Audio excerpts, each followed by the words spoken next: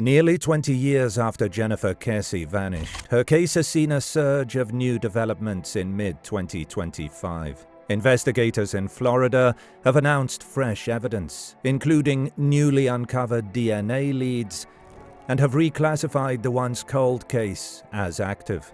Jennifer's family and the true crime community are hopeful that modern forensic technology and renewed law enforcement efforts could finally crack this mysterious 2006 disappearance. Welcome to Bad Things. In this video, we'll summarize the recent breakthroughs, official statements, and expert commentary guiding the case's latest chapter. Case background: the 2006 disappearance. 24-year-old Jennifer Kesse disappeared on January 24, 2006 from her Orlando condo. She had spoken to her father by phone the night before and was believed to have gotten ready for work that morning, but she never arrived at her job. Her car, a black Chevy Malibu, was discovered 2 days later, abandoned at a nearby apartment complex. Grainy surveillance images captured an unidentified person parking Jennifer's car and walking away, but the figure's face was obscured by a fence gate in the footage. The only clues left at her condo were everyday signs of a hurried morning, a wet shower, clothes laid out, with no obvious indications of a struggle at home. Early investigation efforts yielded little. A latent fingerprint and a small DNA fiber from the car were collected, but no matches were found. Over the years, thousands of tips came in, and several people of interest were interrogated, yet no arrests were made. By the late 2010s, Jennifer's case had gone cold, and her family pressed for action by suing the Orlando police for case files and enlisting their own investigative team. Case reopened. Breakthrough in 2025. After years of stagnation, 2025 brought a major turning point. Florida Department of Law Enforcement, FDLE, agents took over the case in late 2022, reviewing it with fresh eyes and new technology. On May 20th, 2025, which would have been Jennifer's 44th birthday, FDLE investigators informed the family of a significant breakthrough. The case is no longer considered cold, thanks to new evidence and leads. Jennifer's father, Drew Kesse, said FDLE's lead agent gave them key information that left them feeling hopeful. Investigators have obtained new DNA evidence and narrowed down a list of persons of interest to a very short list, according to Kesse. This prompted FDLE to officially reclassify Jennifer's disappearance as an active investigation rather than a cold case. Law enforcement has so far declined to publicly detail the nature of the new DNA evidence, citing the ongoing investigation. However, Drew Kesse has revealed that FDLE discovered previously unexamined evidence in Jennifer's case files, items that had never been tested. Huge. Who knows where that could lead, he said, emphasizing the potential importance of these items now undergoing fresh forensic testing. The family believes this could include new DNA samples or other forensic material that were overlooked or beyond the capabilities of testing technology back in 2006. Official statements from investigators. Local and state authorities have publicly confirmed the renewed momentum in Jennifer's case. Special Agent Chelsea Spears of the FDLE, who has led the case review since 2023, told WFTV9 News that she has spent 2 years poring over thousands of pages of case documents and conducting dozens of interviews. As a result, some early suspects have been ruled out and new individuals have been ruled in, significantly tightening the focus of the investigation. Is it safe to say that you have narrowed down some persons of interest? One reporter asked. I would say yes, the FDLE agent responded, though she would not disclose how many people are on that short list. Investigators are guarding specifics to protect the integrity of the case, but Agent Spears confirmed that we are re-evaluating some evidence to test new methods and retest some of the stuff that has previously been tested. Crucially, FDLE has made it clear that Jennifer's case is now active and not cold. The agency has been interviewing persons of interest and pursuing new leads identified by the evidence. FDLE has also publicized contact information for tips, encouraging the public to report any information on Jennifer's whereabouts or the circumstances of her disappearance. If you know something, we've added the contact information in the description.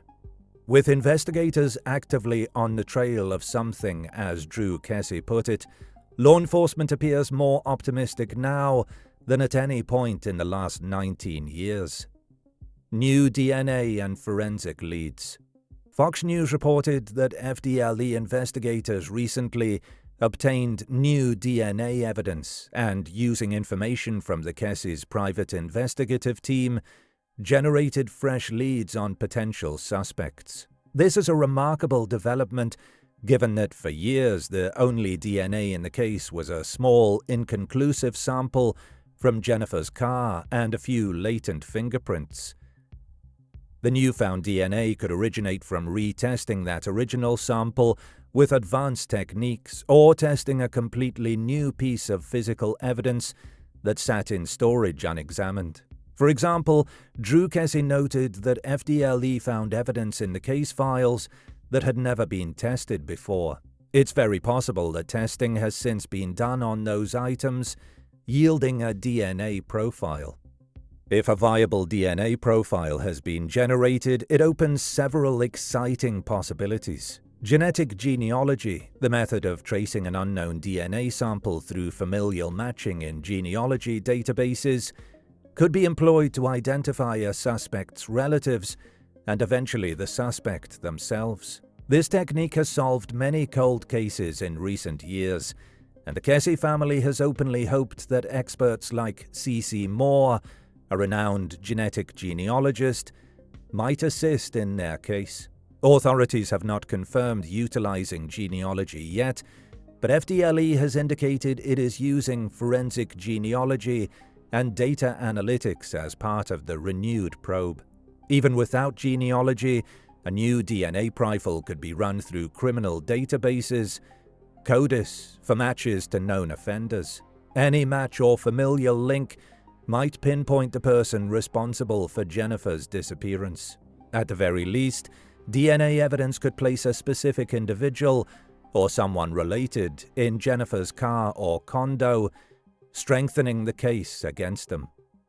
Another avenue is fingerprint and latent evidence reanalysis. The Orlando police had recovered a latent fingerprint from Jennifer's car in 2006, but it never matched anyone in their system. With today's improvements in fingerprint databases and imaging, and if new persons of interest have been identified, investigators might attempt to match that print again. The same goes for the small DNA fiber recovered from the car. Previously too small to sequence fully, it might now be testable with enhanced methods. Drew Kesse expressed that the family is encouraged by the right things finally being done, implying that all these forensic leads are getting a thorough re-examination they long deserved. Witness reports and newly uncovered details. Beyond laboratory evidence, several key details have resurfaced or been newly publicized, shedding more light on what may have happened to Jennifer. Records obtained by the Kesse family after they won access to police files in 2019 reveal signs that a violent struggle occurred on the morning Jennifer vanished. Notably, photos of her recovered car showed distinct handprints and swipe marks across the hood, over a layer of dust from ongoing construction at her condo complex. It looked like someone was thrown down on the top of the hood, arms spread out and then dragged off. Drew Kesse described of the markings. This grim detail suggests Jennifer may have been attacked and subdued near or at her vehicle. The construction dust on the car is also telling. It indicates the car was at the construction site Jennifer's condo complex was undergoing heavy renovations when the struggle happened, reinforcing theories that a construction worker or someone at the site could be involved. In fact, Jennifer had told friends and family about construction crew members at her condo who made her uncomfortable shortly before she disappeared. Those workers became early suspects, but no one was ever charged. The new focus on dust evidence and the profile of the unidentified suspect, described as 5'3" to 5'5", and wearing workman's clothes in the surveillance images, again highlights the possibility that someone from the condo construction, or someone posing as a worker, abducted her. There were also witness sightings that went under the radar initially but have since come to light. According to family-obtained records, 2 witnesses reported seeing Jennifer in her car with an unidentified man, appearing to argue or fight, on the morning of January 24, 2006. One witness thought they saw Jennifer's black Malibu swerving out of her condo complex around 7:40 a.m. that day. These accounts, if accurate, align with the physical evidence of a struggle and suggest Jennifer was alive and with her abductor shortly after leaving home. It's unclear if these witness statements were fully pursued back then, but they are certainly being factored in now as investigators reconstruct the critical timeline of that morning. Another development involves the surveillance footage of the suspect who abandoned Jennifer's car. Back in 2006, law enforcement enlisted NASA to enhance the grainy security video, managing to outline the suspect's height, 5'3" to 5'5", but unable to reveal a clear face. Now, with even more advanced image processing available, the Kesse family and investigators are turning to artificial intelligence for help. We remember the footage of the person parking Jennifer's car. The individual sat in the car for 32 seconds, then walked away. That person's face was obscured by the gate in one of the 3 captured frames. However, AI tools might enhance the video or even generate a composite image by analyzing the person's gait, clothing, and build across frames. We hope the use of artificial intelligence will lead investigators to identify the person of interest, Kesse said. It's an innovative approach, essentially giving new life to old CCTV footage by leveraging modern tech to extract details that human eyes and older software couldn't.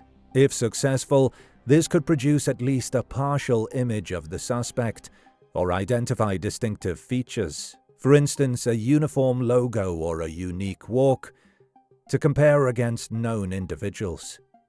Family's response and ongoing advocacy. For Jennifer's parents, Drew and Joyce Kesse, the recent breakthroughs are a bittersweet vindication of their relentless fight. It's great news to us. It's better than sitting here saying, "What are they doing?" Drew told WESH News after meeting with FDLE agents in late May. Over the years, the Kesses refused to let Jennifer's case slip away. They held awareness events, ran a Find Jennifer Kesse Facebook page, raised funds for a private investigation team, and even filed suit to obtain the case files when they felt law enforcement wasn't doing enough. That tenacity is paying off. Drew Kesse believes the case is moving in the proper direction at last, with dedicated investigators finally doing the right things by the right people to try and find our daughter. He noted hearing excitement in the FDLE team's voices, a sense that they too feel they're closing in on answers. The family has also been candid about their expectations. While hopeful, Drew has prepared himself for any outcome. "I personally don't think Jennifer's coming home alive," he admitted. "But we need to find Jennifer, period." After 19 agonizing years, the Kesses simply want to know what happened to their beloved daughter and, if possible, recover her remains to lay her to rest. They continue to celebrate Jennifer's birthday each year. She would be 44 now, gathering as a family to honor her life even in her absence. Jennifer is not put in a corner or in a closet with us. "Jennifer is very much a part of our lives," Drew said. "We don't quit. We'll never quit. And we'll do whatever it takes to find Jennifer." This unwavering resolve has clearly made a difference. One law enforcement source acknowledged that the Kesse family's pressure and private investigative work helped spur new movement in the case. It's a powerful example of how a determined family refusing to let a case die can prompt authorities to take a second look with fresh eyes. Media spotlight and what comes next. The renewed momentum in Jennifer Kesse's case has sparked widespread media attention and commentary from the true crime community.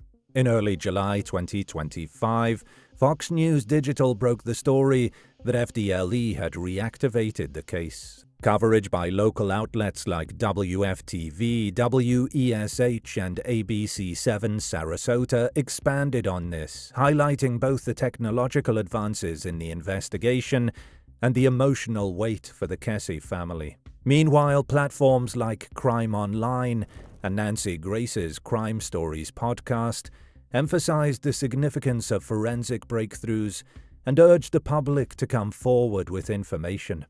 On Reddit and other forums, armchair detectives dissected every update, from the possibility of genealogical DNA matching to theories about workers at Jennifer's condo complex. FDLE, noting the online activity, reinforced through social media that Jennifer is missing but not forgotten, and encouraged new tips. Looking ahead, the case is at a critical juncture. If a viable DNA profile has been obtained, investigators may be using forensic genealogy to identify suspects through familial matches, a method that's cracked dozens of cold cases in recent years. Simultaneously, FDLE is re-interviewing individuals connected to Jennifer or her condo complex, particularly those once considered persons of interest. The fact that some have now been ruled out, while others have been ruled in, points to a sharper focus than ever before. On the tech front, enhanced surveillance video could yield identifying details about the mystery figure seen walking away from Jennifer's car. Even without a visible face, AI could reveal clothing logos, physical traits, or distinctive movement that aligns with known individuals. The FDLE is also in a stronger legal position now. With credible leads and new evidence, they can seek warrants for DNA swabs, phone records, or even property searches. The Kesse family remains cautiously optimistic. Drew Kesse has said that this is the closest they've come in 19 years to meaningful answers. Jennifer's disappearance also spurred legislative reform. Florida's Jennifer Kesse and Tiffany Sessions Missing Persons Act, aimed at preventing early investigative delays in future cases. Her legacy, while born of tragedy, is reshaping how missing persons cases are approached statewide. As of now, no arrests have been made, but the sense of urgency is real. With time, technology, and determination converging, authorities and Jennifer's loved ones may finally be approaching long-awaited justice.